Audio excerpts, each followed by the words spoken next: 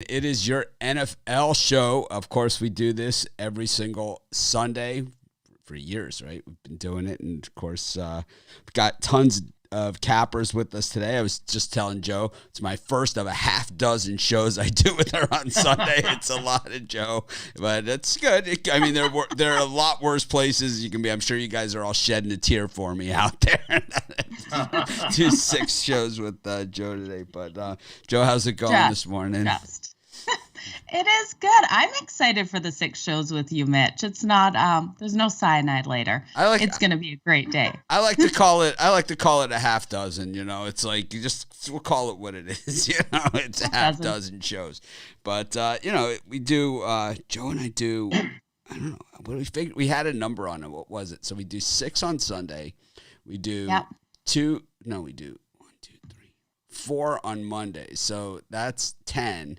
And then at least 2 a day, at least 3 a day. 3 a day. On all the 4 a day on all the rest of the other days. It's like, oh, man. Well, it's like I said, a lot worse places, that I could be. Live in Maui and get to do shows with Joe Madden all day. I'm sure you guys are just don't worry. Stop worrying about me. Just stop worrying about me. But got NFL action today. We're already underway in London. I picked the Jaguars to not win a game all season long, and they're definitely doing their best to keep that prediction alive. They are absolutely horrid, and the Dolphins is clearly a different team with Tua in at quarterback.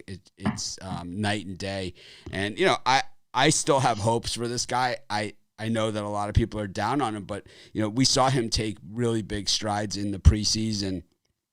And of course, this year he's been injured, so it's been tough to tell exactly what he did. But when he has been in there, he hasn't been bad. The guy can make all the throws. He's a lot more mobile than people give him credit for. We've seen that already in this game. And the Dolphins missing 2 of their top wide receivers in here, but no problemo as everybody else kind of picking up the slack here. So. I don't love these London games. They start at 3:30 in the morning for me. I know that all of Hawaii is up, and quite frankly, I'm up anyway. So all of Hawaii is up because Tua is playing, and if Tua is in, they're all playing. So pretty exciting stuff for us here. It's a weird thing, Hawaiian sports. Whenever there's a player that was born in Hawaii that plays in a professional game, they basically preempt all programming to show their at-bats. Like if Marcus Mariota has completed 6 consecutive passes, it's like, seriously, comes across the bottom of the TV set. It's that big. It's almost like a surfing contest. Wow. It's almost as big. I love that. Yep. Like they'll show like of a Major League Baseball game, like the Major League Baseball playoffs for the night will be Colton Wong at-bats. That's it. Really? Yeah, that's the only Major League Baseball coverage they'll show is like Colton Wong at bats. It's that's crazy. Really cool. Yeah, they're really they love the locals here, and that's the way that it is. But of course, we love our guests that we have every week here on the show, and we have a good roster today. I'm looking in the. I don't know. Tony T calls it the green room, so I don't want to steal his name. I'm looking in the green. I'm looking in the green room, and I see Rod, Jovan. I see Al Ninos in there. I see Joe and Dion. See Chris Ruffalo. I see Ron Romanelli, and Bitla. And we know Big Al McMorty is going to slide into that green room anytime now. Yeah, he just shows up. 45 minutes. But you guys can let's see what we got. So we've got a great lineup. It's going to be a lot of fun today. Yeah, James Clark couldn't. It always is. James Clark couldn't make it today, but like I said, we got plenty of people that can. So we're excited for it. How about yesterday's college football action? It was an interesting day. I started off the day gangbusters, and I really ended the night just horribly. I just could not get anything going. I had Liberty 32-point favorites. They lost outright in that game against Louisiana Monroe. I couldn't believe what I saw in that game. Well, I was blown away. They had opportunity after opportunity after opportunity to score touchdowns. They walked with nothing every single time, and then then they started the turnover thing. You know, when you start turning the ball over in your own end, you can't win at that level, and it's going to happen. Thankfully, it only counts as one loss. It's not like I played them on the money line or something. So I'm sure there are some people out there that did. But Arizona State sure felt like a double loss last night, going to bed, seeing them up and then waking up to a loss. I could not believe that. No, it's like, so let's bring in Joe and Dion. So, you know, it was just one of those days. It was like, so the Sharps got pummeled out of the gate. Indiana was like the sharp play of the day, right? Because they were so much smarter than everybody. And they just they were lucky to be in that game, right? I mean, it was all Michigan State from start. It was a physical beatdown, right? But it was like they just kept hanging around. And Michigan State was just basically keeping them in the game. And then there was like, you know, these bad pass interference they did down by the goal line. There was no way that was going to be a complete pass. They extended the drive. They ended up getting a touchdown on that one. But and then the Sharps, they kind of got even with Purdue later on in the day, you know, on that one. So it was kind of one of those days. But I'm not a big believer in the sharp money moves or any of that stuff. I think, you know, what we see transpiring on the field, I'm sure the Sharps love the Jaguars here. They're getting crushed. Right? I mean, they're just getting destroyed. This is going to be a fun halftime because I already have a very big bet on the Dolphins and I extended the line out. So I'm going to really make a lot of money here during this show, which is always fun. But Joe and Dion, welcome to the show. As always, thank you. I know you had some dog issues. We're glad that it all worked out for Pai Gow. And, would he eat a marble or something? No, we're just like you and Joe and a lot of the other people on the panel. Maybe that's how we all got together. It's because we're all dog lovers. One of our dogs had a little issue the other night. Dion and I were working. She's in the office next to me. Pai Gow, which all our dogs are named after gambling. We got Pai Gow, Dice, Teaser, and Keno. Pai Gow, I got up to go get a drink of water, and this is at 8:30 at night. And Pai Gow got up, and she was a little lame on one of her paws. I just thought that maybe she was tired or whatnot, but we ran right over to the all-night emergency vet, and because it was a non-critical injury, and they had critical injuries, quite a few of them. They said, well, it's going to be a 6 or 7 hour wait. Normally, I'd either talk my way or buy my way in, but I didn't want to squeeze out another dog that needed immediate help. We waited. We went home. We gave her a CBD doggy gummy. Woke up yesterday morning. She was still a little lame. We did the show. Thank you for having us yesterday, too, by the way. We did the show, went over to the vet. Nothing serious at all. Probably just a sprain. There's not even arthritis, nothing. So they gave us a little bit of medicine, said, give it a little time, let it rest up. It should be fine. But we were a little worried. And this morning, she's still hobbling around a bit, but she's definitely moving around. So thank you for your concern. I appreciate that. I know. And even Joe Madden hit us up, Dion and I, up quite a few times yesterday. Thank you, Joe. We appreciate that. You're welcome, for sure. We all love our dogs, that's for sure. So, Mitch, I will tell you, if it's all right, we were on the Strip last night. We went to go see Tosh at the Mirage. And I've got to tell you, I don't know if anybody out there, I don't know what's going on TV or in the news or about the pandemic or this or that or COVID. I don't want to get into it, but you would never know it by seeing the Strip last night. It looked like it was like a parade. Just, there had to be 100,000 people just in Vegas last night, just for the weekend, and it was great. In front of the Mirage, packed, crowded inside the Mirage. You couldn't even walk. Couldn't walk. You were like shoulder to shoulder in the casino. It was amazing, shoulder to shoulder, and it was nice to see, and everybody was having a good time. We had a few laughs with Tosh. Very inappropriate behavior. I was talking with my bash brother Brian Bittley before the show because he and I are big fans of inappropriate behavior. And he would have loved this show, so. Now, next time Brian comes out, if Tosh is in town, I got to get him tickets because we could laugh our butts off. But it was a nice night. Got home, we got out of the because it was a late show. We got out maybe 12:30, 12:45, and the Strip, Mitch. It was like it was 2:00 in the afternoon. You just couldn't, and it was great. It's just great to see that everybody having fun, everybody having a drink in their hand, taking their selfies. just where Vegas really where it should be. And I know you're overdue for a trip here, so I just wanted to. I keep revving it up to try to get you to come out here, jump on a plane, and come join us, Mitch. That's why I keep revving it up. Well, here's a picture of my dog yesterday. He was pretty stressed out. You could see. I said this.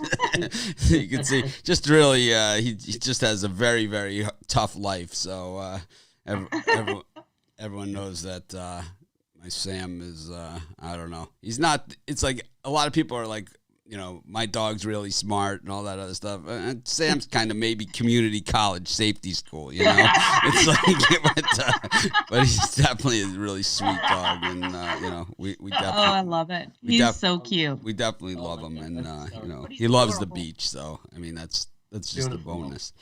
But what do you got for us today? Dion, would you like to go first today? Sure. Okay. So I have one free play for you today. So the Arizona Cardinals, the only undefeated team in the NFL, won both games this season in which they were road underdogs. They entered this matchup in the same situation. The Cleveland offense owns the top-ranked rushing unit in football, but their top running back, Nick Chubb, is ruled out this week. They are effective because they have two ball carriers in the backfield. Without both, they just aren't the same. Baker Mayfield will be on the run all game against one of the league's best pass defenses. The Browns defense sprung a leak last week, allowing the Chargers to post 47 points. The Cardinals have an awesome passing attack and will take a page from the Chargers playbook and exploit the Browns' weaknesses here. I also have some against the spread stats for you today. So Arizona is 4-1 the last 5 games played on the road, 7-3-1 the last 11 games played as an underdog, and 4-1 the last 5 games played overall. So I'm going to take the Cardinals here. Joe, how about you? Oh, yeah, Mitch, I know. Oh, you guys. Oh, let's go. I'm sorry. Go ahead. Okay, you good? Yes. Go ahead. This is one, I know we're on the Browns for our circa picks. We've been going back and forth with this one, and I'm still on the Browns in this one minus the points. I really do think we just look at the situation for Arizona. They've come out so strong. They've won so many games. I think this is one where they let down in this situation. I'm liking the over more out of anything. I think both these teams are going to be able to put up the points. I really do think the Browns, off that tough loss, are going to come rebounding back in this game and have a big one in this one. So give me the over stronger than anything, but I think I like Browns minus the points over Cardinals. Sorry, Dion. I think I'm a little concerned about the Cardinals coaching situation here with all the coaches out with COVID, including head coach Cliff Kingsbury. It's a tough spot to go to Cleveland anyway. It's not, on the road, and you're kind of getting opposite ends of the story here with these two quarterbacks. Mm-hmm. Baker Mayfield, it's like, the story, can the Browns win with Baker Mayfield? It's freaking week 6, right? Mm-hmm. It's like, I mean, how many times have we seen a team get hot in week 11 and win the Super Bowl? Right? Yeah, I mean, right. Aaron Rodgers, right, did it with the Steelers. We see it time and time. The Ravens have done it a few times. We see it time and time again. So I think it's a little early to start giving out MVP awards. And, if Kyler Murray can win here, he's going to be the MVP. In week 6, they're giving out MVP awards. Who knows if he's even going to be playing in week 8, right, the way the NFL goes these days. Mm-hmm. I think it's going to be a tough game. I lean to the Browns because of the coaching situation. I think it's always tough when your head coach is on the side, not on the sidelines. Gotcha. Yeah. It's not one of my premium picks, that's for sure. Yeah, it didn't make my premium picks either. It was right there, but I felt 2 other plays on the board that I felt more strongly about, so I put those out and kind of kept this one as a free play for us today. NFL is always tough. Joe, what do you got for us? One big free game winner, Mitch, Joe. Sports fans, I don't think there's any possible way Mac Jones and the very pedestrian New England offense can keep pace with Dak Prescott and the Dallas offense. The Patriots are counting for just 19.2 points per game, guys. They got a win last week against Houston, but I don't want to get into the debate. Some might argue there was some very, very, very questionable calls that went their way. I'm not going to get into that today, but maybe they got a little lucky to eke out that win. Prescott, over the last 3 outings, guys, 10 TDs, one YNT, one YNT, one INT. Those Hooked on Phonics books didn't come in the mail yet. One INT, Mitch. One INT. And I want to tell you why he's really excelling the last 3 games. It's not because of their opponents. It's because of their backfield right now. Elliott and Pollard have teamed up to be quite a tandem of ball carriers. They keep defensive honest. They allow him to open up the passing game. Granted, I'm not going to also argue that the Cowboys' D is not a work in progress. But when your offense is dominating the clock, controlling the tempo, it makes it very tough for opposing offenses to get into a rhythm. And I'm going to be honest with you. Right now, the New England Patriots have no musical ability. They're not getting into a rhythm anyway. And having to rush their offensive possessions, I think is going to make it even tougher than them. Then right now, I'll be honest, if you look at Dallas's upcoming schedule, their schedule is going to get significantly tougher. They really need all the wins they can get right now. I think they get another win and cover. I'm excited about this game. It almost made it as a premium play this week.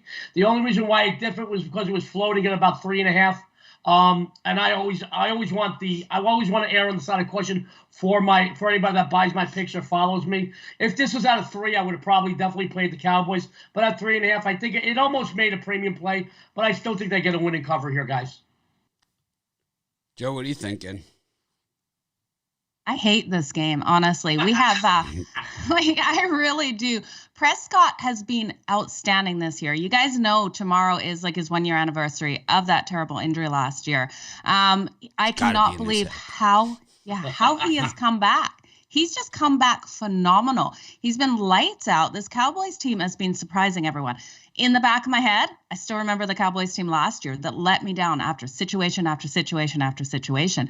But then we have a Patriots team that's doing the same thing this season in games that they should be winning. They are not winning it. If I'm going to bet this one, I'm going to hit this under. I think we see a lower scoring battles. Both these defenses step up today. I'm with Joe. I love the under in this one. Matter of fact, I have it as part of my Pick Dogs parlay, which we hit yesterday, right, with the double Colorado, with the double Colorados. But I think that what we're going to see here is the Cowboys have a pass defense deficiency. They're 32nd ranked in the NFL against the pass, and you have Mac Jones, who refuses to throw the ball more than 6 or 7 yards. He's the king of the check down, right? Typical Alabama quarterback here. And what's happening is that what we're seeing is like 25 of 31 completions, right, for a guy like Mac Jones, but the ball doesn't go anywhere, right? So what you're going to see is a lot of probably some, three down first downs, type things for the Patriots when they get first downs. And I think it is going to be not a lot of possessions in this game for either team.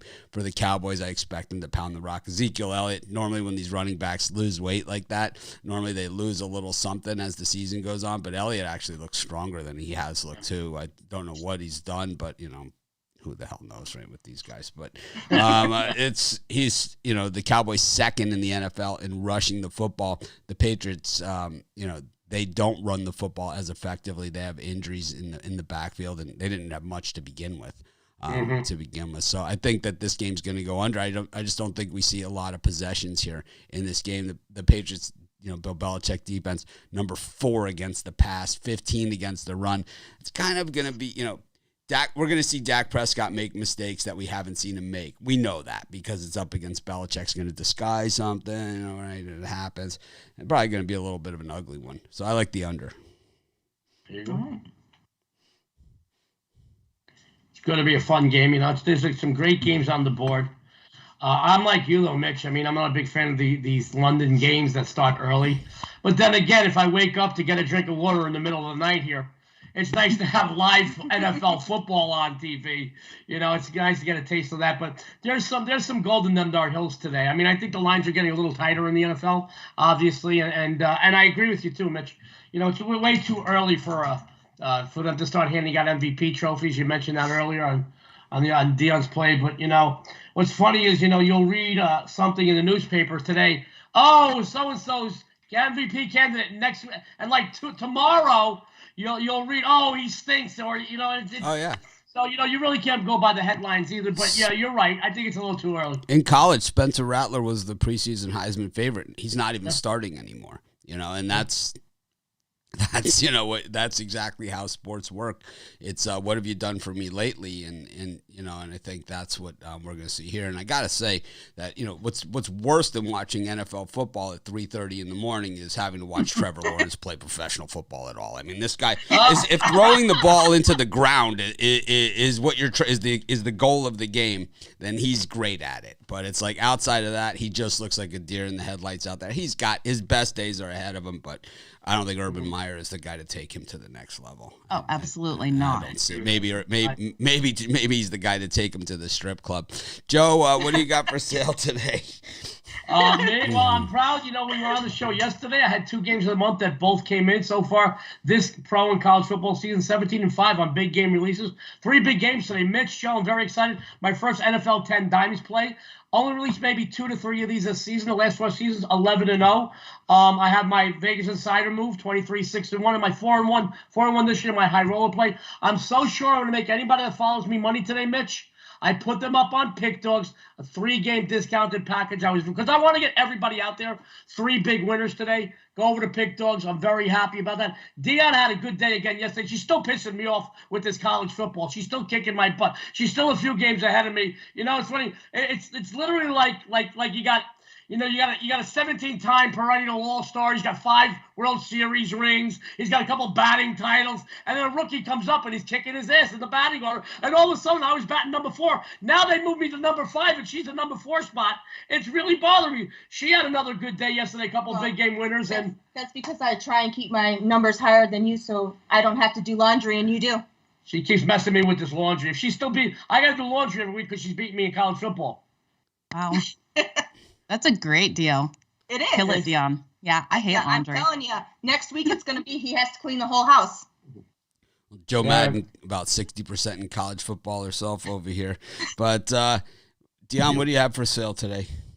Well, I have only 2 games for everyone out there, but they are both very big games for everyone.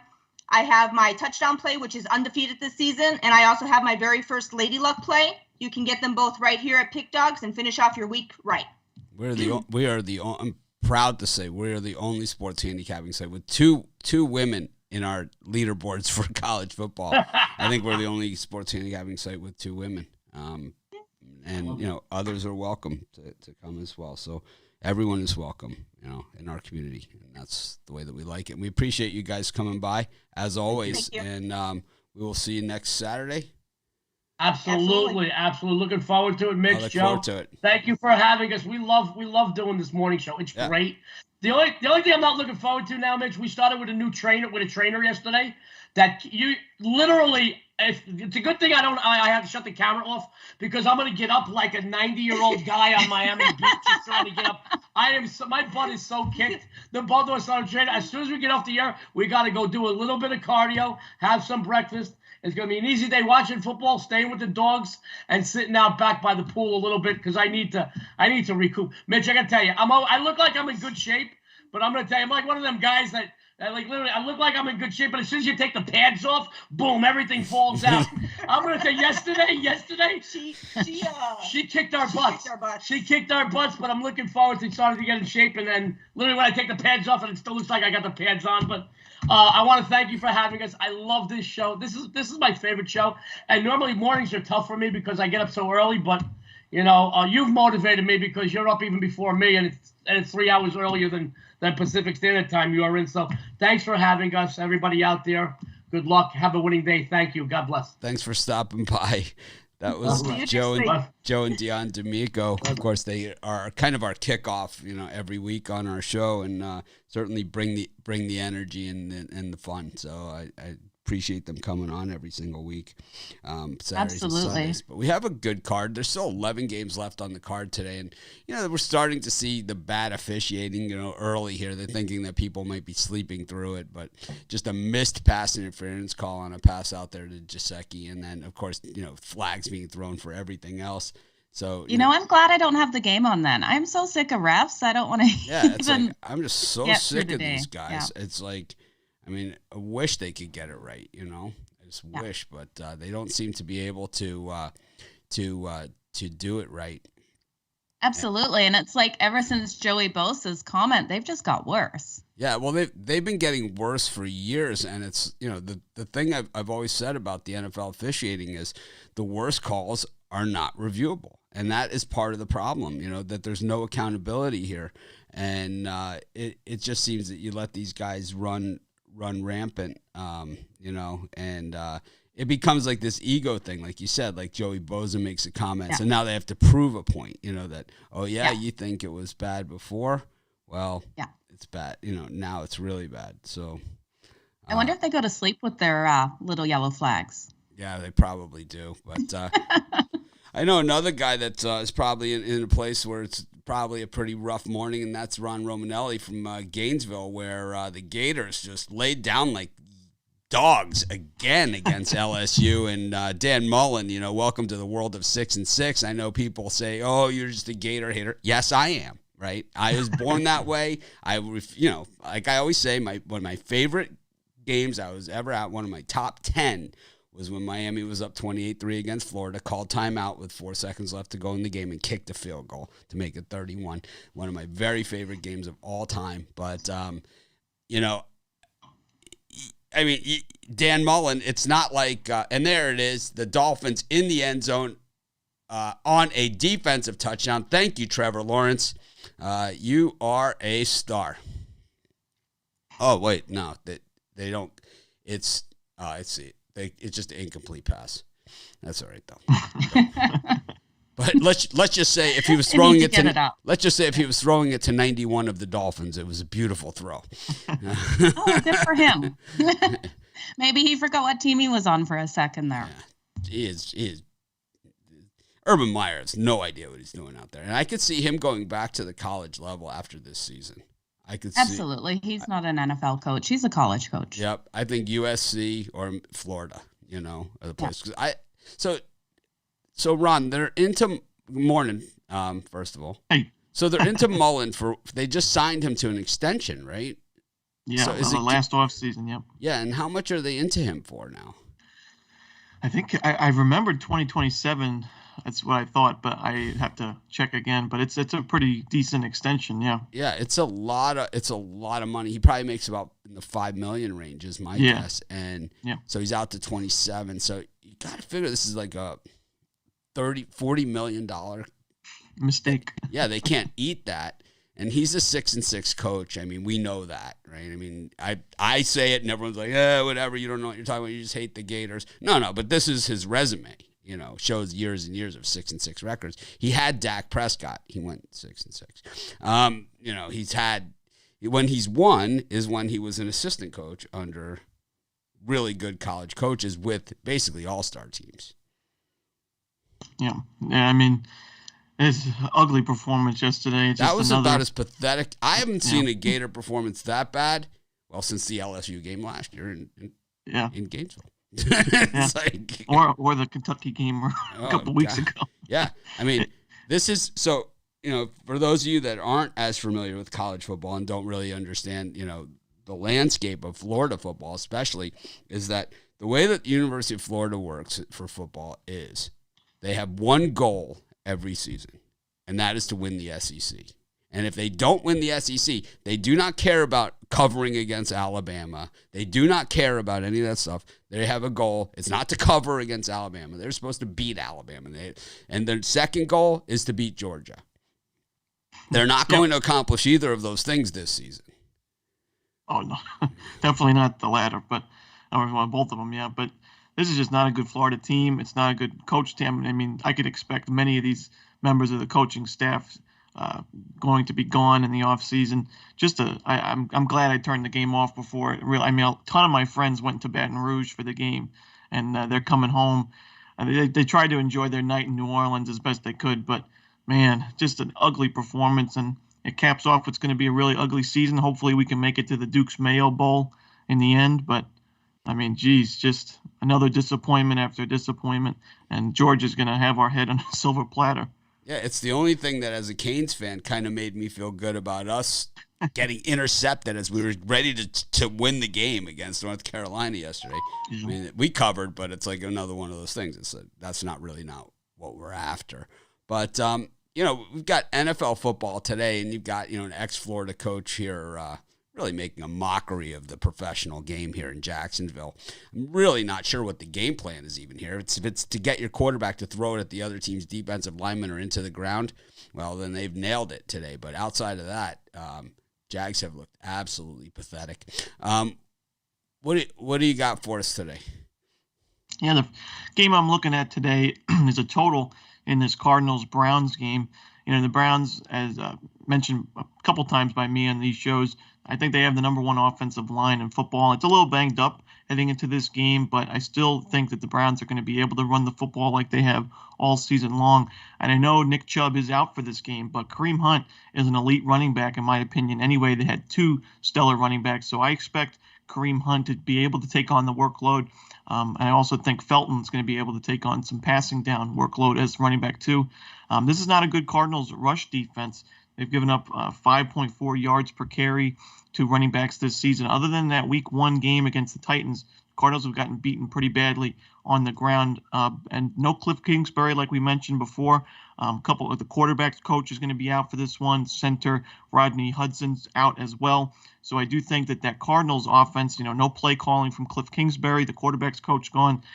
Offensive lines already struggled, and now they're out their center. I think you're going to see the Cardinals struggle to score. And as we mentioned also, Baker Mayfield, he struggled this season. The Browns have not really been able to do much in the passing game. Only 4 passing touchdowns for Baker Mayfield this season, 9 rushing touchdowns from Chubb and Hunt combined. So we know the Browns love to run the football, love to chew the clock out and use methodical drives. I know the Browns' defense was terrible last week, but it's not as bad as what we saw against the Chargers. I expect a much better performance from the Browns defense today. And the Cardinals defense, has some missing pieces. Chandler Jones is out for this one with COVID, but this is still a strong Cardinals defense. I do expect them to get some pressure on Baker Mayfield, make his day pretty tough. And I think points are going to be overall hard to come by. And we have a pretty steep total here at 48.5, I believe. I think it opened up at 51, but it's gone down ever since.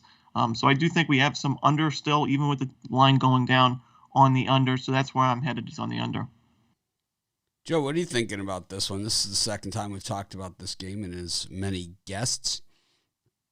Yeah, I have to ride the over in this one. I think there's too many defensive players on the injury list for both these teams. We're also looking at these two when they match up. 4 of the last 6 have hit that over. I think this total is too low. I'm seeing it being a lot higher in scoring with both these offenses being able to put the points on the board today. Yeah, this is a tough one because Kingsbury is kind of the the straw that stirs the drink there for the Cardinals offense, and the Browns, a lot of pressure on Baker Mayfield right now, and Jarvis Landry back in there, he is a difference maker type guy. He's kind of that security blanket receiver that makes just about any quarterback look better than they actually are. We saw him with Tannehill in Miami. And, well, I guess he couldn't save him there. But, outside of that, it's, I don't know. This is one of those ones where it's like we're seeing 48.5. I'm seeing 47.5 at FanDuel, 48 and some of the offshores, 48.5 DraftKings. This thing is kind of all over the place in that range. And usually, well, if you play your cards right, you might be able to catch a middle here. 54% in this sample that we don't know where these numbers come from. But 54% on the over of the bets, 27% of the money, 73% of the money on the under in this game. I don't know. I usually think these samples are way wrong because they won't even say where they come from. What they don't, and it's kind of like what I said, yesterday to Big Al is like, when you look at these samples, it's like, because of the availability of the books these days, it's like where does the local who's laying off his action to the to think, where does that factor in when you look at this, because you don't really even know where that is. And I think this could be one of those games with a 6-point move, that you're seeing that sort of stuff happening. So absolutely. A lot of but we saw how many points like the Browns gave up against the Chargers. It was 47 points they gave up against the Chargers, and the Cardinals have seen now the holes in the Browns defense. I think Urban Meyer's yelling at himself on the sideline now. He should be yelling at himself. It's like, Well, it's kind of like, if you ever I had like the big sister, stop hitting yourself. It's like when I was really young, it's like, Can you make that into a meme, please? oh God.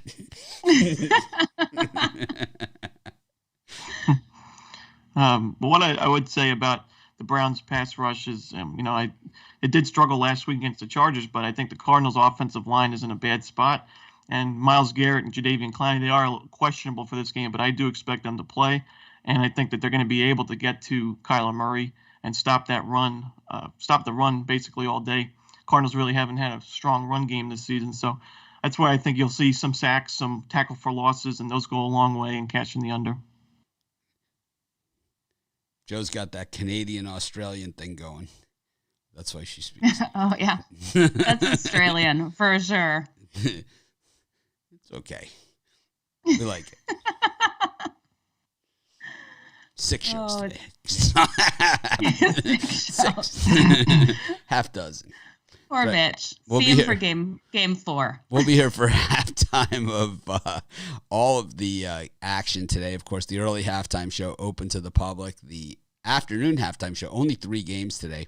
That's just for premium VIP. And then the Sunday night football, we'll be here for halftime as well. Steelers, Seahawks, I don't know why they're just put the Chargers, Ravens there. Just switch it out now. Just Absolutely. Why haven't they? Surprise! It's actually the Chargers-Ravens game. It's like the one that I everyone wish they cares would about. do that. Yeah. Would you even rather see Packers-Bears there? Anything but that.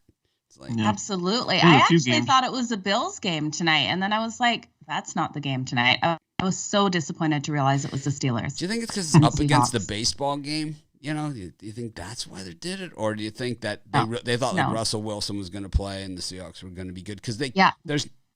later in the season they can switch out, but the first I think 8 games or 9 games they can't switch out. So this was the set game.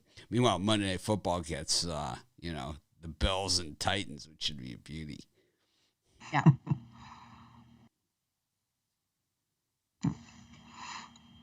Yeah, great day of football ahead of us. I do think that Sunday night football game's going to actually be entertaining. Geno Smith making his first start in like 4 years. He looked pretty good against the Rams when he came in for Russell Wilson. But we'll have to see. I think Steelers are probably going to get a lot of pressure on him and force his hand pretty early. Well, it's one thing when a guy comes off the bench and the team hasn't game planned or planned for him. It's another thing when you know who the quarterback is going to be and you operate your game plan around this guy's tendencies. Geno Smith is really not the same quarterback as Russell Wilson. So when you're playing for a guy that's supposed to be sweeping around the pocket and you kind of have guys that are closer to the line, it kind of leaves those downfield passes open, right? So, and that's really the way so Geno Smith was able to exploit that, of course, when we needed him the most, which was at the end of the game, and he threw the interception. But, but outside of that, I mean, it was, it's basically like you're preparing for Tom Brady and you get Murray, it's like, or the opposite way. You're preparing for Kyler Murray, you get Tom Brady, right? It's like you can't really do it. And, that's why that's why the two-headed quarterback works. Right? It's like, we've seen the two-headed quarterback. It doesn't always work, but we've seen it work before, where teams have 2 different quarterbacks. Yeah. Anyways, Ron, what are you selling today? Yeah, today I got my NFL Super Sunday Trio, my top 3 plays in the NFL against the spread. Really liking these plays. One of them in the 1 o'clock slot and then 2 of them in the 4 o'clock games. So check it out at Pick Dogs Premium. Looking for a 3-0 sweep and a nice winning NFL Sunday last week. And looking to bounce back from a rough Saturday yesterday. Definitely not our day yesterday, but looking to win it today. All right. Well, thank you. And I'll be watching the game at Grandma's with Sunday dinner. Some meatballs and pasta. Can't wait. What time? How was the concert last week? Oh, it was great. It felt so quick. It was really, honestly, a quick show, but tons of people, sold out crowd, just a great environment. I'm not the biggest Harry Styles fan, but I thought he put on a good show. Yes, you are. My girlfriend loved it. It's okay. Yes, you are. I think he's actually pretty talented. Not a big fan of One Direction, but I like his solo work. Oh, you're a huge fan of 1D. I got my poster hanging up. You can't see it, but I love it. Well, you've earned watching football all day, so enjoy it. Yeah, I did. Last week I couldn't watch a single game, so I'm sitting on the couch and not moving. Good for you. Enjoy, and best of luck in your bets today, Ron. Thank you. Good luck, everybody. All right, that was Ron Romanelli here with. I always like talking Gator football with them.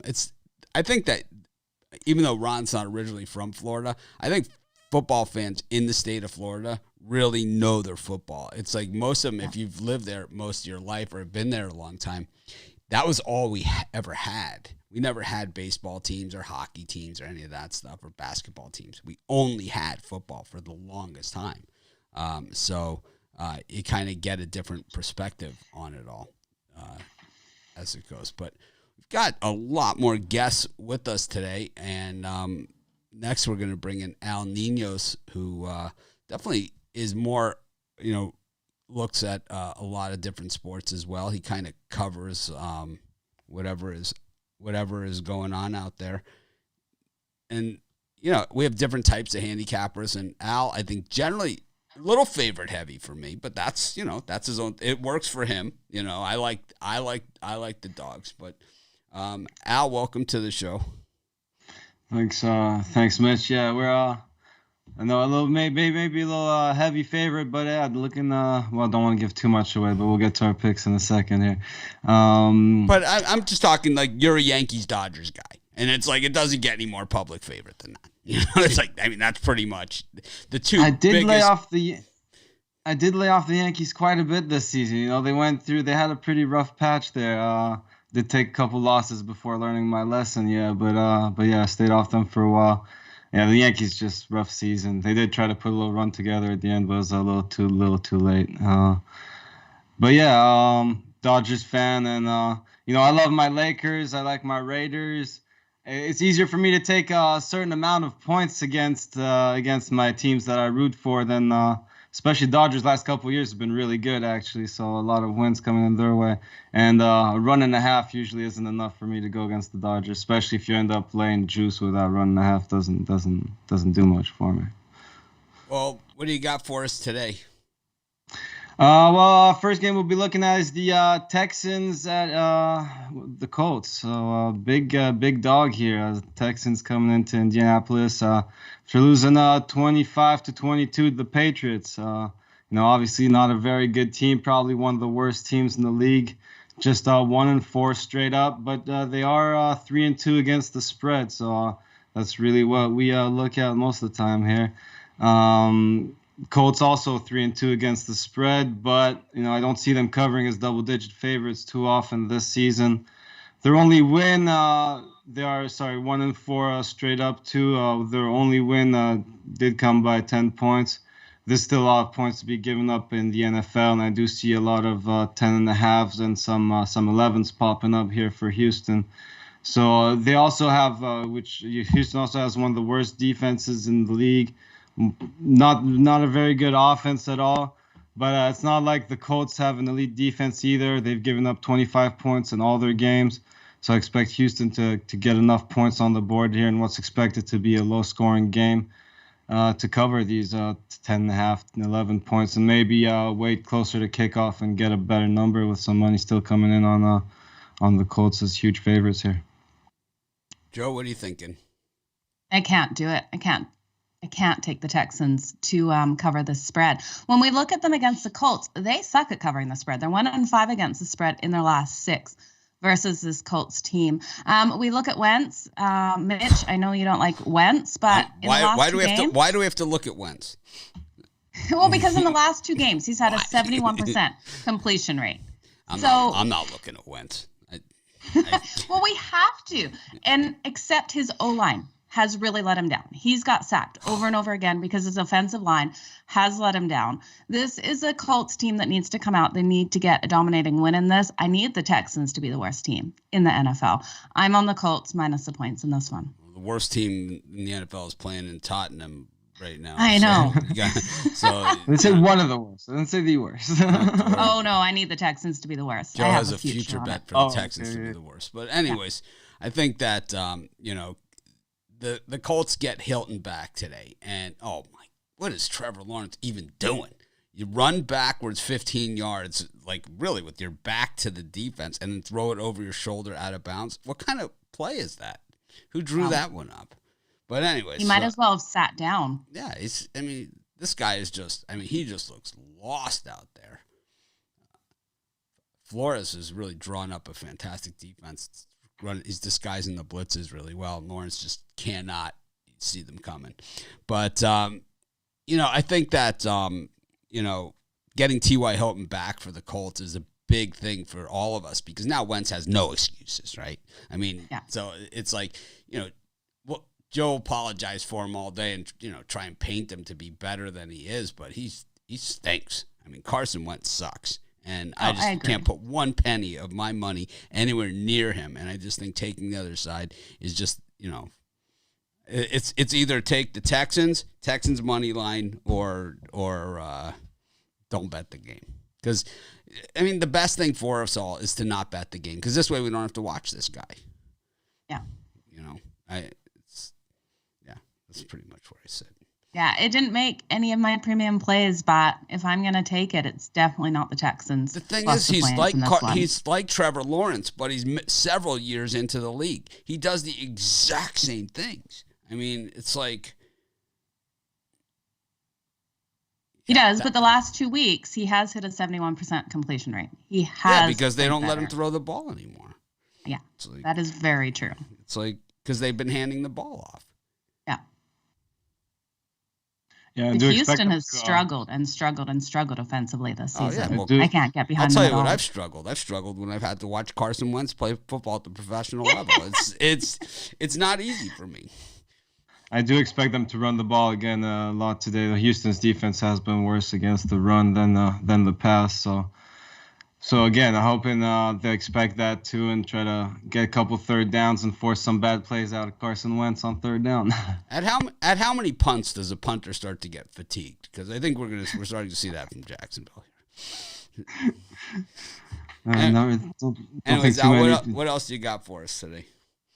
Well, we're looking at one more game here. As you said, this game not a premium, but definitely like the points there. This next game we're looking at was a lot closer to making a premium place. I even think I had the little write-up ready to go, just did not hit enter on the premium plays with this one. So it's the Raiders in Denver here after a very ugly 20-9 loss to the Bears.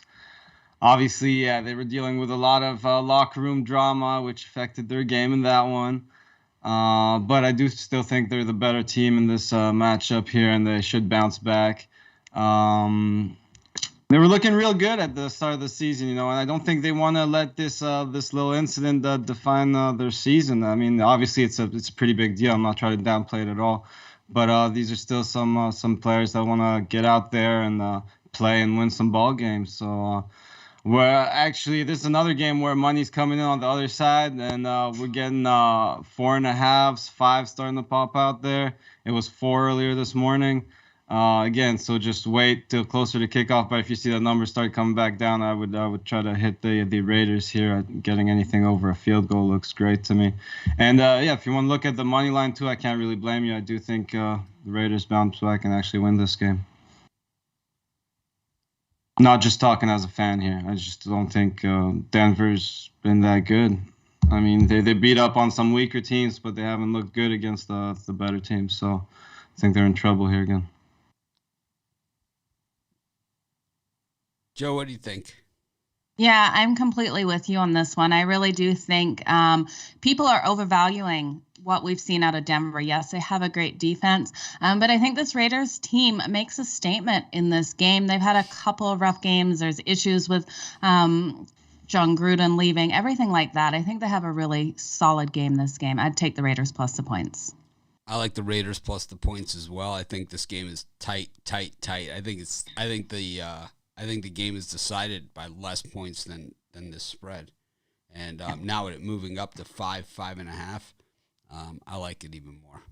And I think that just this one is going the wrong way for the Bucs. Completely agree. Yeah, sort of kicking myself for not putting in the premiums, but I have 5 NFL plays there already that I really like, so I decided to share this one on the show with you guys. All right. Well, what do you got for sale today at the site? You got any baseball and Dodgers Braves action? I do have a play on the total in that one. I don't know if I set aside, everyone would know which one I'm going with. But no, my premium play is on the total. I do think, obviously, the Dodgers bounce back and win this game, but how big they win it, you could check that out with my play on the total here. Have that sold separately than my 5-pack in the NFL. All Get a right. long-term pass, now's a great time for it, and you get all the plays. Thanks for joining us. As always, we'll see you next week right here on the live show for NFL Week 7. Still got 11 weeks of regular season NFL football. And plus, hey, you doing anything for NBA this season? Absolutely, yeah. I don't have my Just throw season it out pack there. up Just throw yet, it out but I definitely will. I love the NBA, obviously, and yeah, definitely looking forward to that as well. As I said, great time to hop on a long-term pass. A lot of sports going on, and capping them all right now. Doing the NFL, NBA when that starts. MLB still not over. Got the NHL going, college football, and college basketball also starting up soon, huh? Yeah.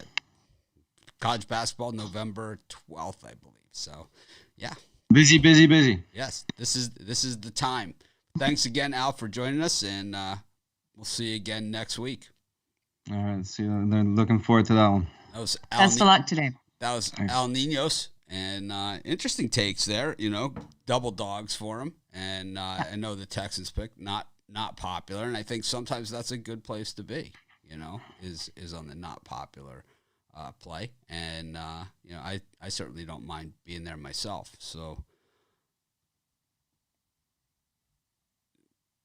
but Yeah, I'm not touching the Texans. no, it's Carson Not Wentz. doing it. It's Carson Wentz. I know it's like- Carson Wentz, but it's the Texans. Texans all together, right? You hear that drum roll? That's exactly right. It's the Texans. Well, I don't know. I just can't get behind Carson Wentz. I just can't do it. It's like he's so bad. He's miserable. It's kind of like Almost as bad as Jared Goff. I think he's worse than Goff. Oh, they are in the same category for Well, me. they're in the same draft. They went 1 and 2 in the same draft. It was just really horrific. But anyways, we can decide this one later. We got plenty of shows to do that today, Joe. But let's go to let's bring in Jovan from Boston. Of course, they're ready for some hoops there. They always are. Celtics, going to be a factor again this season. Tatum, have Tatum, you will have a chance, as they say. Really one of the best draft picks in recent years that I can remember. He was in that same draft as the guy from Washington, right? Fultz. It's not. Yeah, I believe so. Yeah, it was like he was taken after Fultz in that draft. Ouch. That's kind of like almost like the Darko pick, right? It's up there. It's up there with it. But anyways, Jovan, welcome to the show. We got NFL football today, so you got your Patriots hat on. Probably did not like Joe D'Amico's pick there then on the Cowboys in that one. I don't know. If there's a will, there's a way. I think to have Belichick, you always have a chance, especially against a team that, well, I just think you got Belichick against Mike McCarthy. And, Yeah. that pretty much says everything. But go ahead. Go ahead.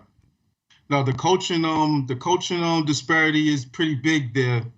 I will say that. Yeah, Dak Prescott having a big comeback year though, and Ezekiel Elliott, like I said, he's in the best shape that we have seen him. At all, right? I mean, this is the best that we've seen him. So we're going to learn a lot about him today, and of course, Belichick, he will have them ready to go. But what have you got for us going on today? Yeah, I'm actually looking at this game. Yeah, so he swung it to me, and let it go for a little bit, but now I'm swinging back at it.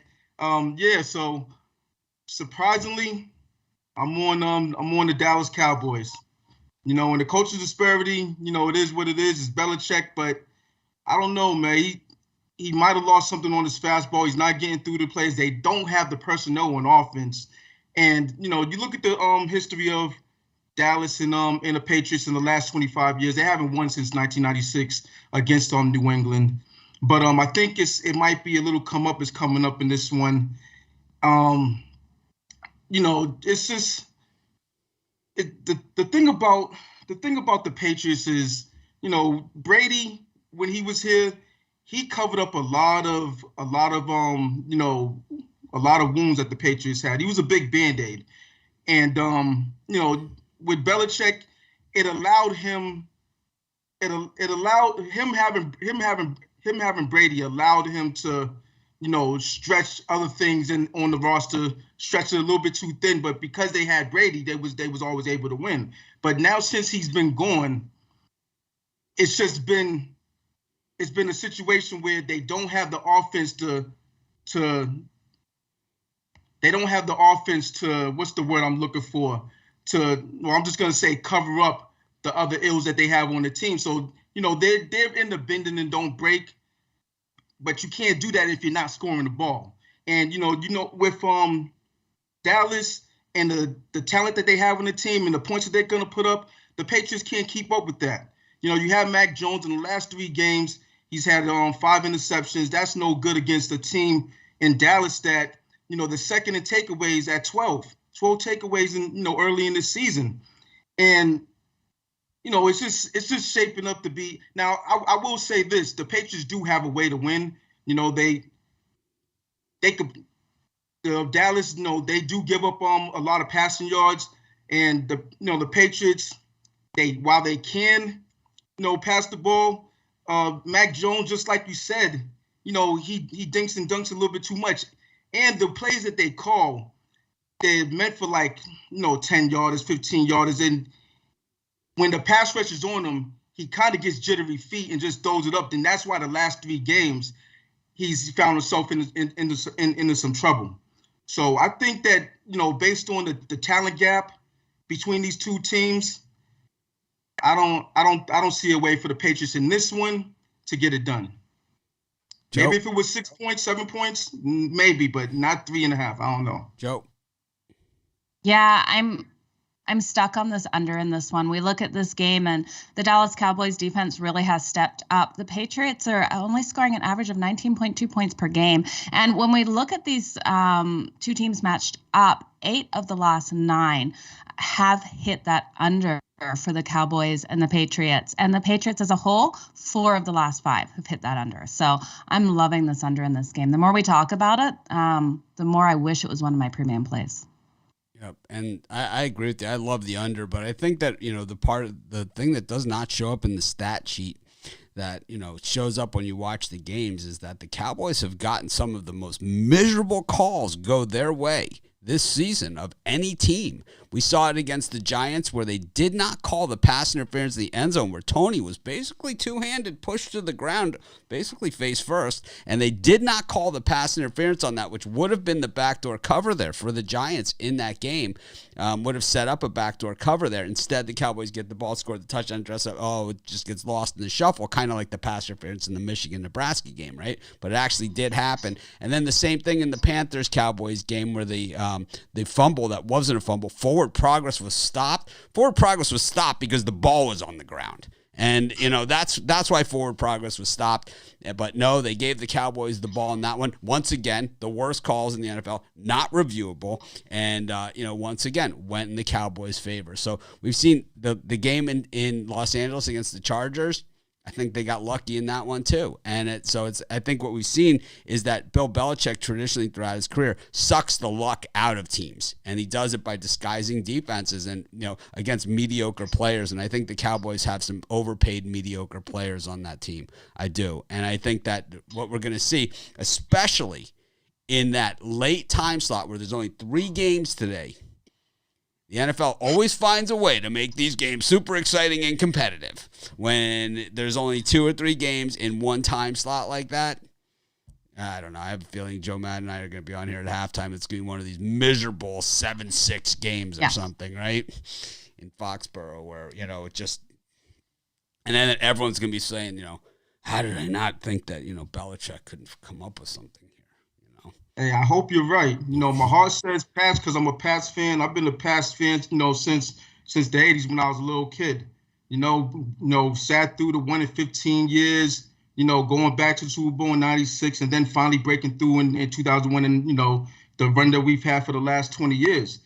But just with this team, they have a defense that, yeah, it looks good on paper, their stats, their rankings in the league, but situationally, they can't get stops in key situations. That's just the team, how the team's been constructed this year, and that's how they've been playing on the field.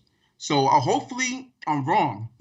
You know what I'm saying? But, it is what it is. It's dichotomy between being a fan and, being a sports bettor. So, but sometimes it's like, sometimes you go extreme the other way, like people can go extreme the other way. It's like, I'm a fan, so I don't want to buy into the fan thing. And it's like, Trevor Lawrence just completed a pass recently and he just got a touchdown pass. It happens. Trevor Lawrence just threw. If you have Marvin, if you have Jones Jr. To catch passes, circus catches in the corner of the end zone. Well, it's a nice thing to have when you have a quarterback as bad as, and of course the Dolphins' top 2 corners out for this game as well. But wow, that hit the ground. Hit the ground. They're taking it back. I don't know. It sure looked like it bounced off the turf when they showed it the second time. Nope, they're kicking the extra point. Oh well. It just lines up a better halftime bet for us. Anyways, Giovanni, you got another pick for us, or just one today? That's it. That's it for today. All right, what do you got for sale at Pick Dogs?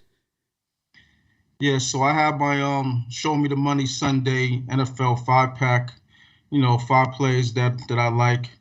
I'm gonna look at this Dodgers Atlanta game. See I have an opinion on it, but I just want to do a little bit more digging before I either pull the trigger or leave it alone. But 5 plays, $44.99. I'm looking up at Big Al right now. I'm second. He overtook me for first place. So it's time to know y'all get it going because Big Al, he has a long history of being being a champion at this thing. So trying to just compete. You're definitely competing and having a great season. You're not going to win every game in the NFL, that's for sure. You're not going to have a winning week every week, but it's all about the marathon that is the 18-week NFL regular season plus the playoffs. So you're fighting the good fight here for sure. So we will see you next week here on our Saturday show, right? So we'll see you Saturday tomorrow. Next week. Absolutely. All right. Yes. See you Saturday. Have a great week. Best of luck. It's like I'm reading comments and, it's talking at the same time. And, someone here said, Dolphins defense looks bad. They're missing their 2 highest paid players on defense. They're corners. We went through this, I think, on a show last week. We went through the highest paid cornerbacks in the NFL. Like, who are the highest paid corners and what they make. And they make quarterback money, right? These corners are making quarterback money in the NFL because you're not allowed to play pass defense anymore. So you need guys that, when they sick the entire pass rush on them, can jump up and intercept these lob passes that the quarterbacks make. And in that case, the backup for the Dolphins was unable to do it against that pathetic throw by Trevor Lawrence where he got super lucky. But it happens, and, that's the nature of the beast. But anyways, we're going to bring in Al McMorty next. Let's see what we got. 40 seconds left to halftime. Yes. So we'll have Al on for halftime to see what he does if he does halftimes. But, absolutely. We all know I do. So kind of our thing. But so far, though, a lot of good insight, and for a small card, a lot of people landing on the same games. That's what we have so far. But let's bring in Al. Al, good morning. Good morning. You watching this gem from Tottenham Hotspur Stadium? You got really 2. I think 2 is a lot better than people give him credit for. You can see just how bad the Dolphins were without him, and you see them with him here. Of course, they're playing Urban Meyer's team, so And I haven't had the chance to turn on the television yet. It's still a bit early out here for me in Los Angeles. And actually, I'd like to get back over to London to go see the new stadium. I was there probably about 15 years ago at the old stadium at White Hart Lane. So I'm curious to see what the new one looks like. This one is crazy. I've seen some videos on YouTube of how they change it from a soccer pitch to an NFL, and it's two entirely different fields. So yeah, no, I can imagine. Yeah, I need to get back over there. Yeah, it costs $1 zillion, but yesterday college football seemed like a little bit of everything, something for everyone yesterday, and as Jovan said, in NFL, you're back on top of the leaderboards after a slow start to the season. Yeah, that's pretty unimportant. I don't care if I'm number 23rd on the leaderboard, so long as I'm winning. It's not really a competition between me and other handicappers. It's a competition between us and the bookmakers. So, it's Javon's having a great year, but it doesn't matter who's number one, really. You're just trying to beat the 52.38%. That's the goal. I'm with you as well, and I think a lot of people in the YouTube comments often think, when I do my videos, that I'm in some sort of picking contest, but I don't really care. It's like, if you're making money fading a pick that I made, hey, go for it. Right. I don't care. It's like, I just want you guys to win. It's like, that's why I do this. Yeah. The goal is to beat the bookmakers. Absolutely. It's not to beat a colleague, but. Yeah, so let's talk NFL. One of the things I like about these formats, Mitch, with you and Joe, is we get to talk about handicapping theory. It's not just spouting off, trends and stuff about games, but we can talk about, what it takes to be a good handicapper and when you break down these games. Because I know there's probably a lot of people out there in our audience who want to, maybe a baby Mitch Wilson who want to become a sports handicapper, and they're trying to figure out how to do what we do. So it's really worthwhile for us to discuss kind of how we arrive at our decisions. And I'm going to use the Colts game, I guess, as an illustration of something that I try to do, is just a general thing with the NFL. And one of the things you don't want to do in the NFL, generally speaking, is lay points with bad teams. And the Colts this year, they're 1-4. They've got a negative scoring margin of minus 4.0, and they're laying 10.5 points to the Houston Texans. And yes, I know Houston's a really bad team too. Their scoring margin's negative 10.4, so it's 6.4 points worse than Indianapolis's. But generally speaking, you want to take points with bad teams and you want to lay points with good teams. And there's always an exception to every rule. I know in week 2, I took Green Bay. They were blown out by New Orleans in week 1, and I took Green Bay and laid the double digits against Detroit. So there's always exceptions, but generally speaking, with bad teams, take points. And to illustrate this, we can take a look at how home teams have done over the last 42 years in the NFL when they're laying more than 3 points if they have a negative scoring margin. Those teams are 579 and 705 ATS. So that's, again, it's just a general rule. You don't want to do it. And likewise, we take a look at how teams without a winning record do. They're 112 and 153 when they're favored by 10 or more points, including 84 and 129 if they're not off a momentum building straight up and against a spread win. So those are just kind of illustrative points about why you really don't want to lay the double digits here with Indianapolis. It didn't make my pick dogs premium plays, of course. It's not a strong play, but I'm going to take the points with Houston. You're right. Carson Wentz does suck. Joe, what do you think? Let's just say Carson Wentz sucks and get it over with. He does suck. Last 2 weeks, he has done better. I am looking at that 71% completion rate last 2 weeks, but you're right, Mitch. He has passed off this ball. Again, this is one that is not hitting my premium plays for me. I'd take the Colts over anything, minus the points, but I hear you, Al, what you're saying, and those stats don't lie. I just can't get behind the Texans. I can't take the Texans plus the points today. I'm with you, Al, as well. I agree with the strategy 100% in that one. And I think in this one, we even have some better angles with T.Y. Hilton returning. There's even more love for the Colts, and we're actually even getting better value on the Texans here than we would have had he not been playing. There's just, I mean, you can even see it in all the comments. The books are doing exactly what they want you to do. And that is believe that the Texans can't stay within this, the number with this team, even though we've seen them stay within the number against better than this.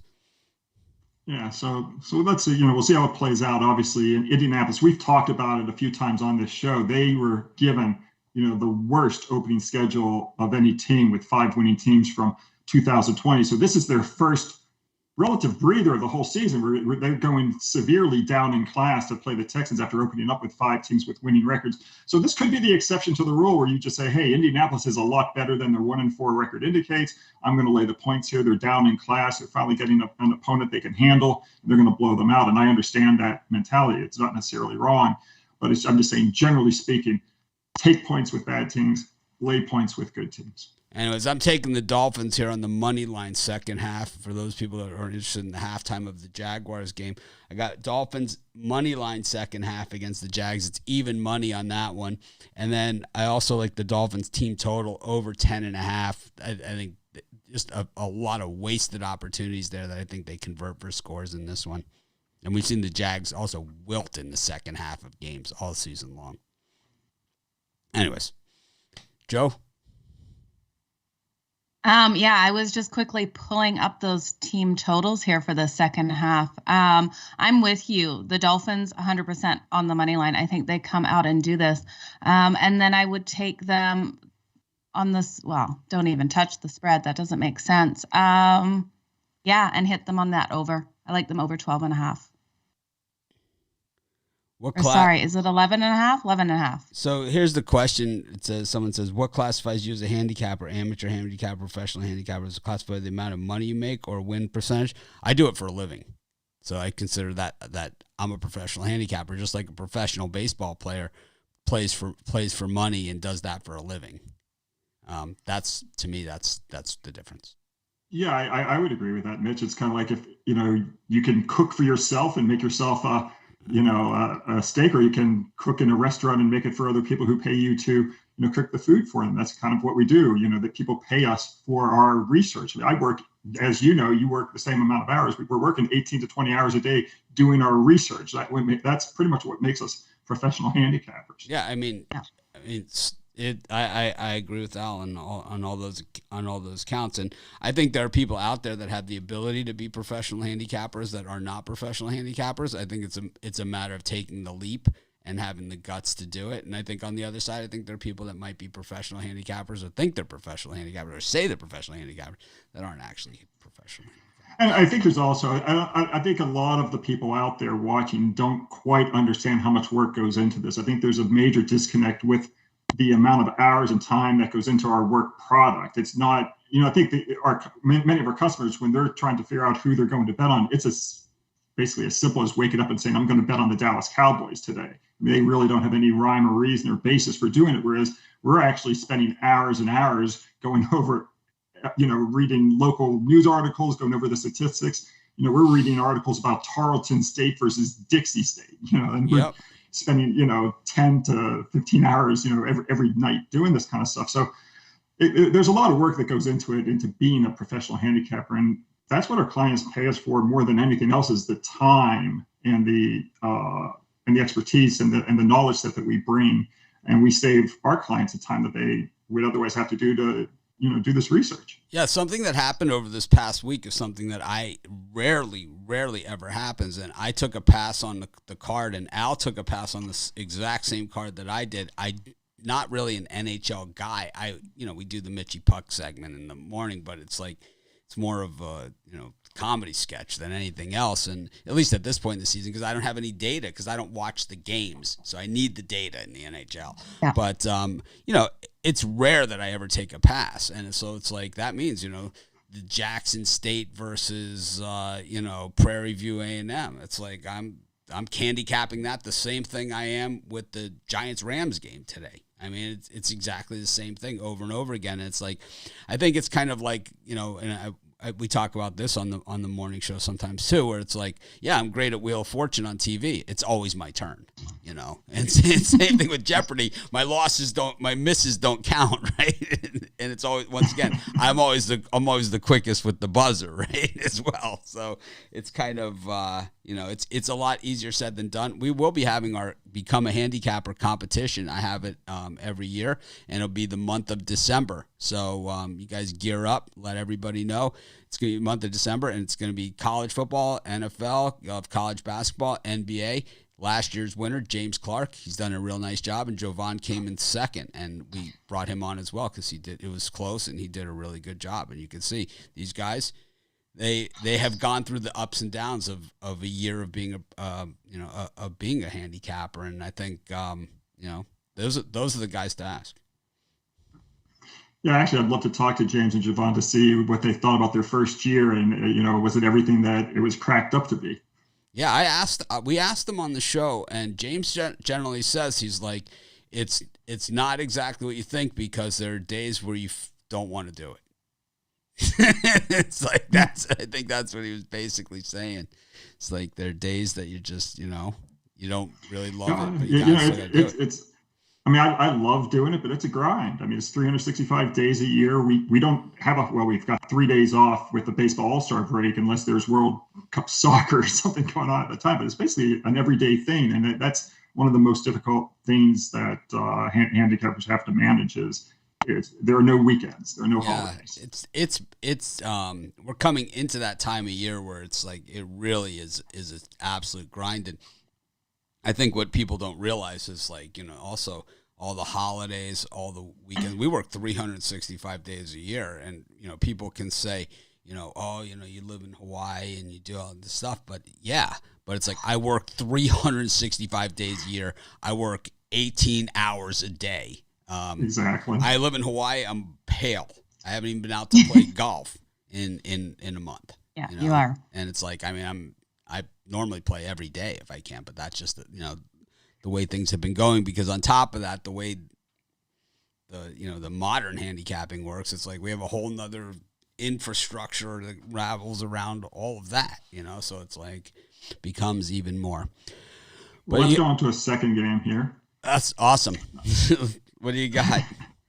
Let's go to a second game. Talk about the New York Giants here. They're off that 24-point loss last week. And one of the things I like to do is take teams off blowout losses. And when you get a home underdog off a loss by more than 21 points, those teams are 238 and 184 against the spread. That's 56.5%, including 148 and 107 ATS in non-division games. And that's the situation here when you've got the Giants playing the Rams. This line was higher earlier in the week. I just looked at a little while ago. It's down to 7.5. So some of the value is being sucked away, but I do like the Giants plus the 7.5 points. The other thing to consider is that going back to 2017, when the Rams hired Sean McVay to be their head coach, they've got this dichotomy. When they're overall, he's done a really good job. They're 41 and 32 with 2 pushes against the spread. But when they're off a win, they're 22-25 ATS. Otherwise, they're 19-7 and 1. But off that win, you can see that the Rams don't perform as well. And they're coming off that Thursday win, a big division win against Seattle. So this is a letdown spot historically for McVay's teams. And I think it's a really good spot to step in here and take Daniel Jones and company plus the 7.5. Joe, what do you think? I'm not loving the Giants today. I just think they're going to struggle. I know Daniel Jones isn't feeling the best. They say he's playing and he's going to come out. I don't love it. I think Sean McVay doesn't take his foot off the gas. I think he wants to get these blowout wins. I don't think he'll stop. They're not going to go easy on this Giants team. I can't get behind the Giants today. Team's coming off of a Thursday night game, 51.1% against the number, so it's pretty 50-50. I mean, is what it is. But the thing is, it's like, some of those teams lost the Thursday night game, some of those teams won the Thursday night game. There's not a lot to that. It'd be more teams with a winning record coming off of a Thursday night game would be the stat I would be looking for on that one. But I just think that without Saquon Barkley there, I don't know if the Giants are the same. Tony is going to play, but he's dinged up. They also get Shepard back. I don't know. The Rams, it is Matthew Stafford. So, we're going to see some bad decisions. We're going to see some really bad decisions. But Joe Judge was a bad decision to bring in as head coach. So, I don't know. This is just really, another one of these days. It's a short card today. So, I don't know. I just think the Rams have more talent across the board. And I think Daniel Jones will be interesting to see just how healthy he is. And I think against the Rams, he's going to need this mobility especially without Barkley there, because, we haven't seen much from the Giants' backups. Well, today, Mike, for fans of survivor pools, we hardly ever talk about the survivor pool angle, but this year there haven't been any upsets with teams laying 7 or more points. There's actually been one, the Giants against the Saints, but that's the only one the whole year. There's 21 out of the 22 games where NFL teams have been laying 7 or more points. They've won the game straight up.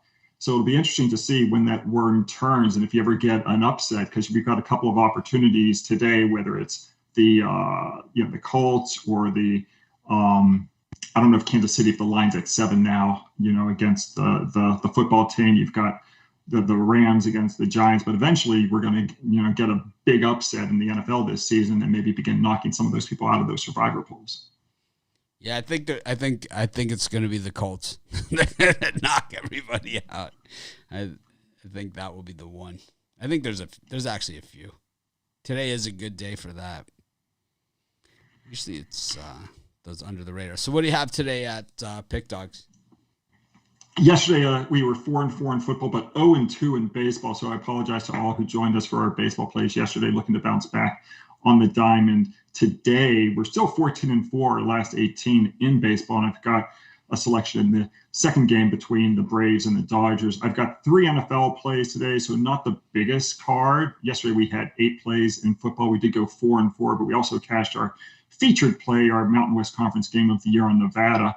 So today, just 3 plays in the NFL on a nice little run here in football for the season, 19-9, going back to the preseason, 23-9, my last 32.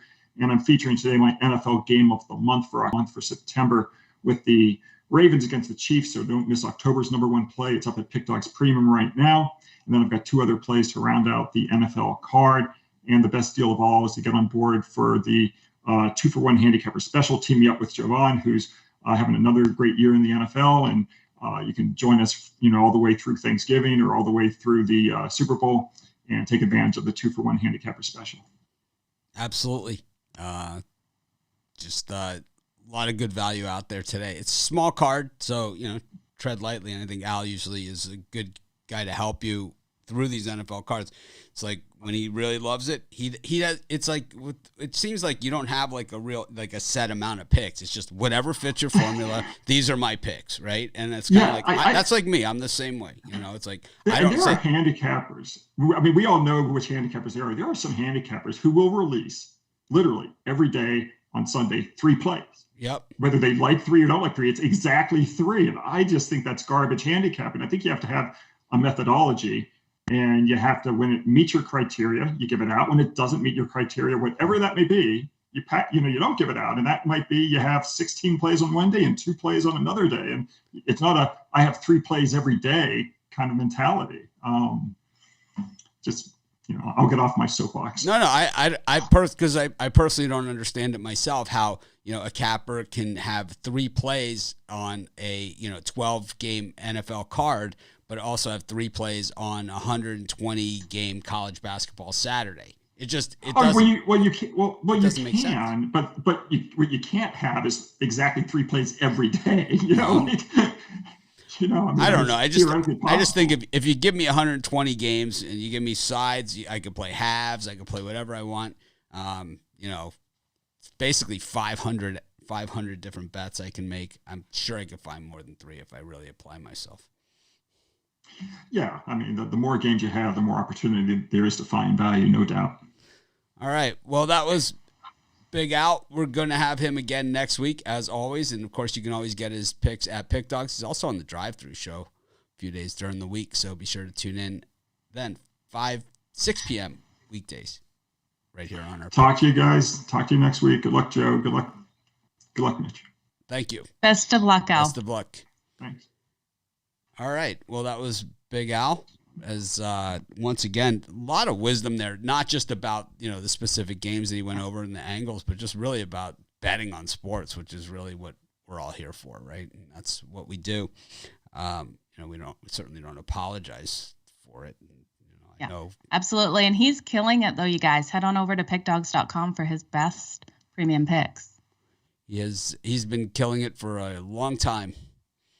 And, that's that's the true test. I always say, you know, people can get hot for a day or for a week or even a month or even a year, but to do it over year after year after year, not easy to do. You know, we no matter if you're, you know, if you're Al or if you're like some Twitter handicapper, we all have days where you just want to put your head in the sand, you know, and you got to come back, stick with what you know, and come back tomorrow. And you know, the ball can take funny bounces on you. But, absolutely. Speaking about funny bounces, we're going to bring Chris Ruffalo in next. And Chris, welcome to the show. Well, thank you for having me. Funny bounces. I was trying to think of some witty remark for that, but I couldn't. I got nothing. So the Jags, it looked like they ran the ball down to the goal line here, but it also looks like there was a fumble at the 1 foot line, and it looks like it's Miami ball. It'll be interesting to see if they give it to the Dolphins here or not. It looks like they're not, and it's the Jags who have marched down the field with the second half kickoff, but I got to say that looked like a fumble to me. It'll be interesting to see if he recovered it. Ball's definitely out. I guess he recovered it. Anyways, Chris, how are things going? Good. I had a great college football Saturday. Helped with the frustration of unloading all the boxes that we're still working through. But you know, I'm ready for NFL Sunday. It's going to be a good day today. This could be one of the longest moves in the history of moving. I had the over on the unpacking, and I think I'm looking real good on it. Yeah. What was the over under out again? A month and a half? Yeah, something like that. Yeah. Yeah. Okay. I'm still going for the under though. Just give me a few more days. Well, it's week 7 of NFL. What have you got for us today? Well, I got 2 plays for you guys today. The first one. You know, I don't know about you guys, but I don't know why the Bengals are getting the Rodney Dangerfield treatment where they're not getting any respect. And if you don't get the reference, Google it. I promise you won't regret it. But back to the point, you know, Joe Burrow made some big mistakes in that loss to Green Bay, pair of costly interceptions, and the throat issue post-game was a concern. But I don't see him on the injury report, so it's good news for the Bengals who are going against a Lions defense. It's been horrendous against the pass this season. They're allowing a league-high 9.3 yards per attempt. 13.7 yards per completion. And, you know, Cincinnati's offensive line is as good as it's been in quite a while. And when you have Joe Burrow throwing to guys like Jamar Chase, Tyler Boyd, T. Higgins, it could be a very long day for this Lions team that hasn't been doing much of anything right this season. And as for the offense, well, 2 words, Jared Goff. And long story short, 17 points or less in 4 straight games is not going to cut it against the Cincinnati team. I see the Bengals winning this one by at least a touchdown. Joe? Yeah, if I could drop my mic here, I would say Jared Goff, drop the mic. No, Jared Goff is terrible. He's worse than Wentz for me. So Cincy, minus the points all day long in this one. There's nothing left to say. Yeah, there was actually someone in the YouTube comments that really did not like my Dan Campbell coaching commentary and actually came back and really believes that Dan Campbell's a legitimate NFL head coach when you know, every number, every record, and they almost beat the Bears. Yeah, they had 3 drives that died inside the 5-yard line. Well, they almost beat the Vikings. Yeah, but they got beat at the end of the game. That's where the coaching comes in. You know, there's a lot of parts of sports where the coach really doesn't do anything, but when it comes time, those crunch time, I think in basketball, right, the coach really doesn't start coaching until like the last 2 minutes of the game, it seems like, and that's when they kind of get it done. But, yeah, I think it's not even just Goff. It's the Goff-Campbell combo. The issue with the Bengals and the reason why they don't get any love is that statistically they're horrible. I mean, and that's really what it comes down to is that when you have the 25th ranked offense in the NFL, 23rd in passing yards, 22nd in rushing, that's part of the issue. You're also 21st in giveaways. So it's like these are all liabilities on the Bengals side. And then defensively, well, they're good in points against, and that really is the thing that keeps them in it. They're 10th against the run in the middle of the road, 16th dead middle against the pass. So that's why they don't get any love is because of those numbers that they have. So they're solidly mediocre. But, you know, the Lions have a way of making everybody else look better. It's the Lions.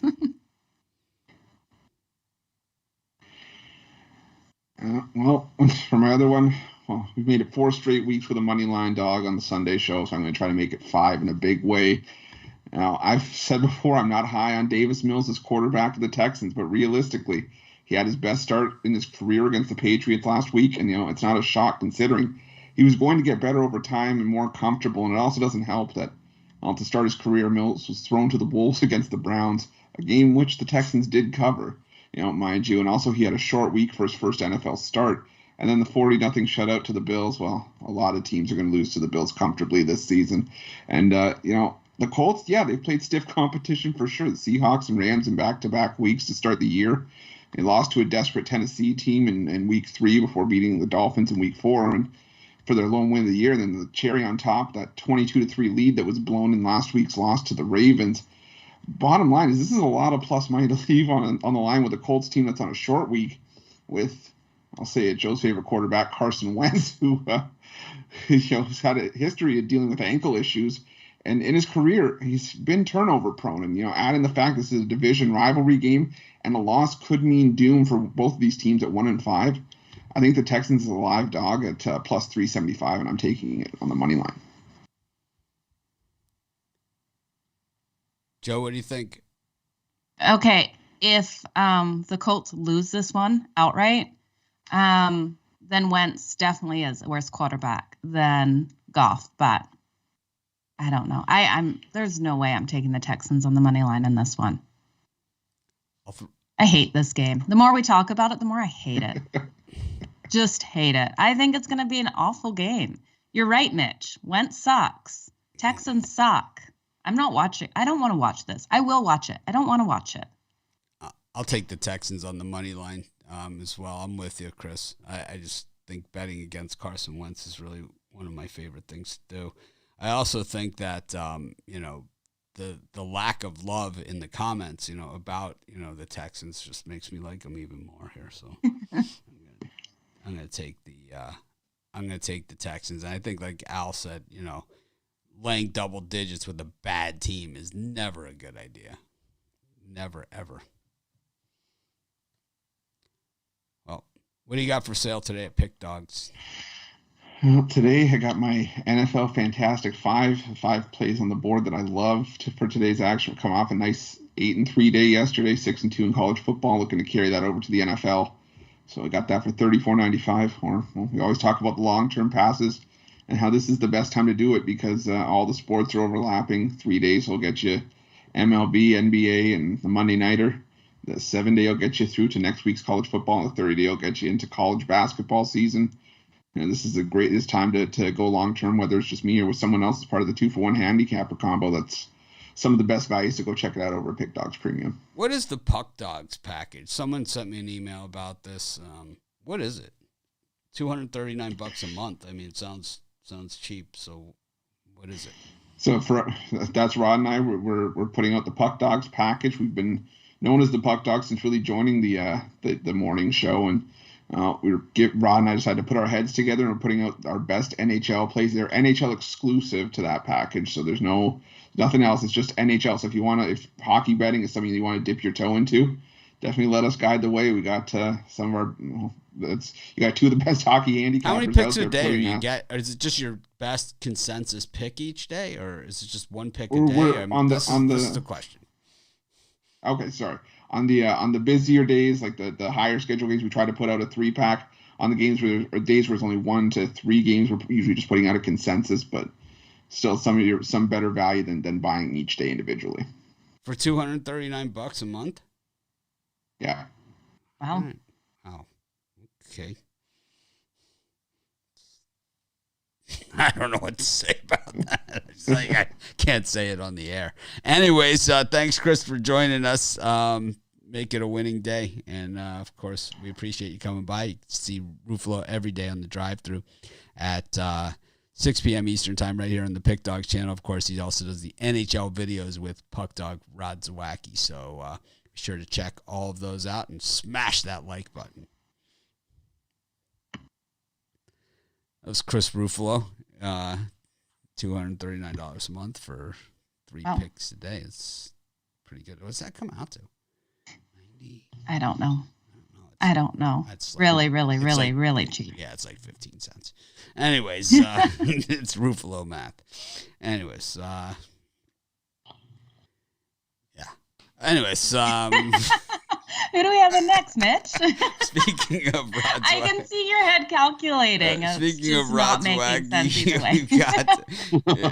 maybe Rod can clear this up. No, I don't think this is the time or place. To be honest with you, because I would have to get out my abacus and explain to people exactly how this works in relation to everything else we're doing, but.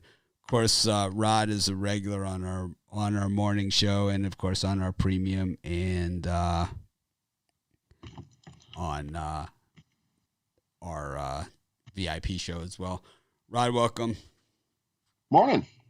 So Rod gave out Iowa in the premium yesterday. I didn't like it. I didn't have a premium on the other side or anything, but I just didn't like it. Or he gave out Purdue, and I didn't like it, but because I thought it was one of those plays that it was a sharp sucker play. Is what like Indiana yesterday was, right? Where the sharps are all on Indiana, so all of a sudden they're good, But it's like, but Purdue I guess they just really had Iowa's number, but and that's really just what it comes down to. It wasn't anything. It wasn't like a huge surprise. It wasn't like I liked Iowa in the game. I didn't like them enough to put a premium though. That's for sure. I didn't think they were going to win. I didn't think Purdue was going to win it outright like they did. I figured. I just think too many points. I figured it was a 10-point win all day, but. We'll take it. That's why I took the points. To me, the sharp sucker play was Indiana. It's kind of like how they were all over the Cleveland Browns a few years ago. And just got slaughtered week after week. It just looked like that sort of game, and they're lucky to be. I mean, they'll argue, we were right there, we're half a point, all this other stuff, and you got slaughtered. I mean, it's like it was a physical beatdown. They were lucky to be there. They were lucky to be there. But anyways. What do you got for us today? Well, we're gonna start with here. We're gonna surprise. I'm gonna take the Detroit Lions here to get their first win on the money line over the Bengals here. You look deep. This Detroit team, they're definitely a scrappy bunch. They definitely not just packed it in, and they've been trying to win games. And you look, the Bengals actually 0-5 in the last 5 games after allowing more than 250 yards passing. You also look the Bengals. In the last 23 road games, they're 2-20-1 straight up. So they've only won twice in the last 23 road games, have these Bengals. The underdog in this series is 4-1 in the last 5 meetings, and Detroit is a home dog. They're 4-1 in the last 5. I like Detroit here. I'm going to take them on the money line. I think they get their first win and upset these Bengals that everybody's humping up on, thinking it's the Bengals, yeah. They're undervalued here. No, I don't think so. Detroit's undervalued here. I think that scrappy bunch gets her done today and get their first win. Give me Detroit. Joe, sounds like a hat bet. Yeah. I wanna see the Bengals smoke golf all day. You look at Detroit; they're 0-5 against the spread in their last 5 home games against the Bengals. There is no way I'm taking Jared Goff and the Lions to do anything today. I really hope Goff has a terrible, terrible day. Because he's a terrible quarterback. Bengals also can get after the quarterback too, and I don't see Goff. I mean, under pressure, he's even worse. Oh God, yeah. Yeah, I don't. See. He's going to throw it right to the Bengals defense. Yeah, he's going to get picked off left, right, and center today. Watch Swift run. Rod hated that Swift draft choice. He hated that. So today I hated him, so today I'm gonna like him. You watch Swift go. Rod he's gonna swiftly run right on by. Here we go. Hated Swift. Hated. Is Swift still running? The Cincy defense is gonna cream him. That's what they want. Nah, I'm gonna take Detroit there. Good luck.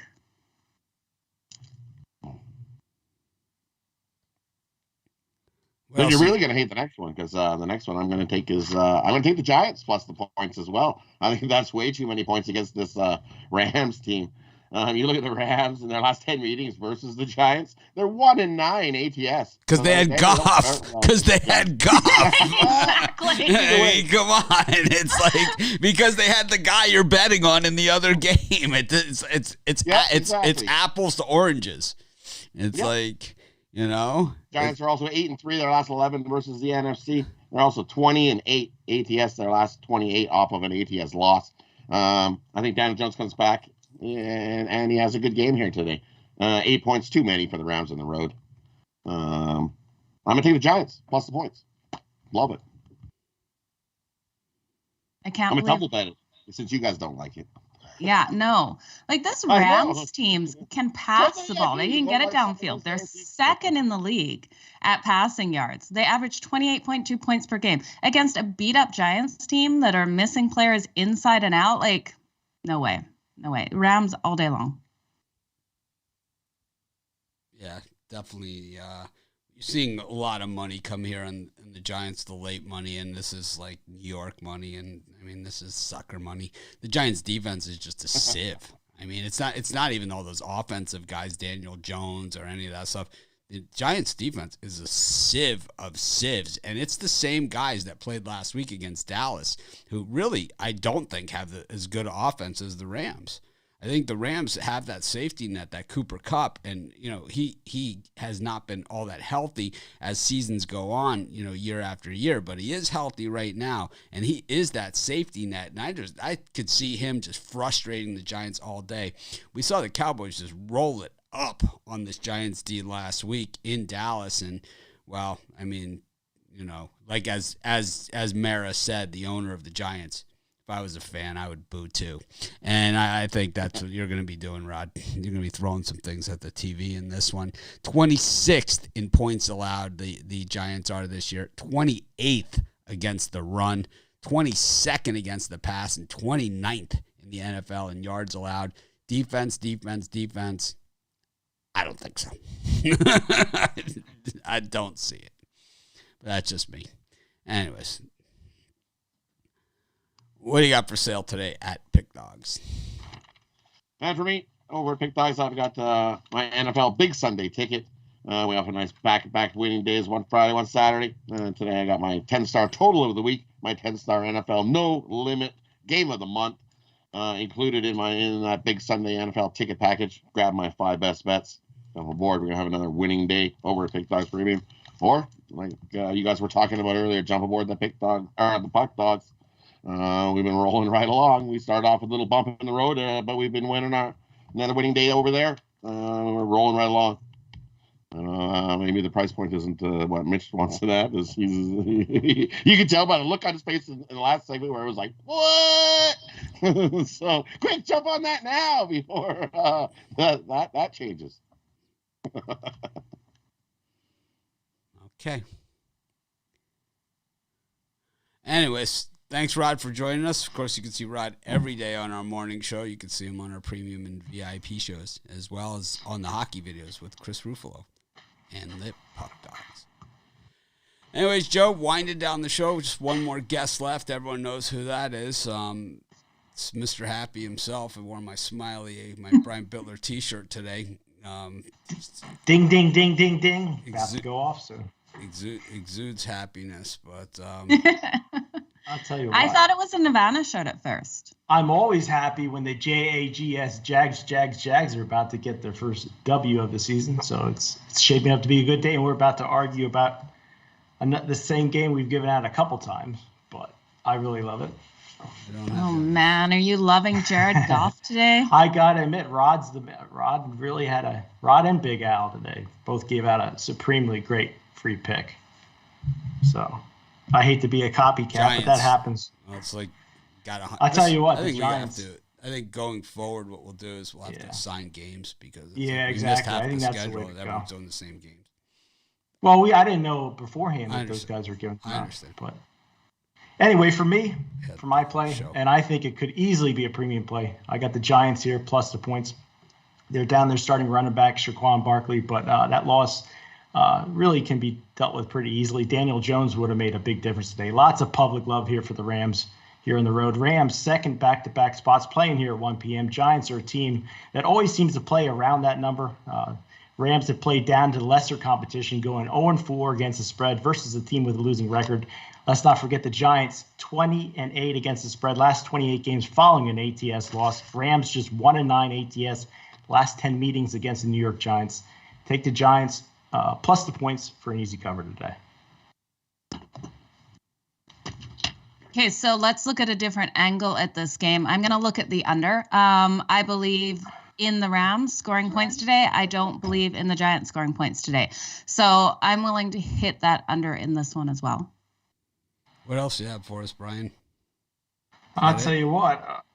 Well, I also like the Colts laying the points. So we discussed these games at nauseam. But all right. Yeah. All right. Well, what do you got for sale today, Brian? I don't want to be repetitive. No, what do you got for sale? Thanks. NFL Pound Zone 3-pack. You get 3 NFL winners for $40 at pickdogs.com. 23, 16, and 1 last 40 NFL plays.